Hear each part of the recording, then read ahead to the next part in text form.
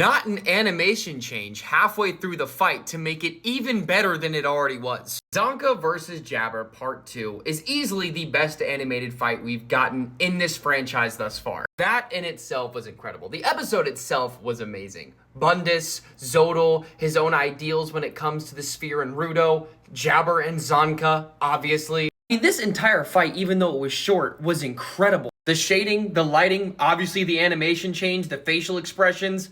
Oh my god. And you know what? That is how you do it. That's how you animate an episode. Bones doing My Hero and Gachiakuta. Look, I've said it time and time again. They are working overtime and they are giving us everything that we want and then some. And Jabber, let's talk about him. This dude, once again, this fuck-ass dude, he is insane. He's crazy. As if we didn't already know that, he's crazier than he was before. And they do not let up in letting us know that that's the case. Another interesting thing about this episode is Zodal imparting his philosophy on Rudo and how they kind of compare in some way, shape, or form. Giving you that shock to recognize like, oh, it's not exactly what I thought it was. And once you have that, you finally understand how things work. And the more you start to hear what he has to say, the more it starts to make sense. But Rudo doesn't truly believe that that's the case, strictly because he's a raider and they do things they're not supposed to. But his argument is sound. One of the interesting things about this episode that I don't think a lot of people are going to elaborate on is that of Bundus. When I read the manga, I didn't fully understand what his vital instrument was or how his power works,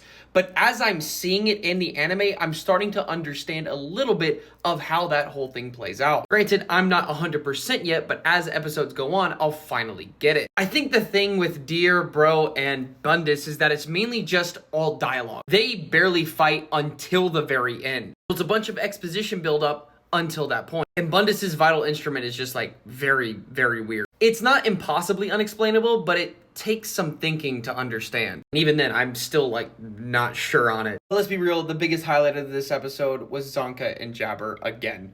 There is no contention, and they did this so wonderfully, oh my god.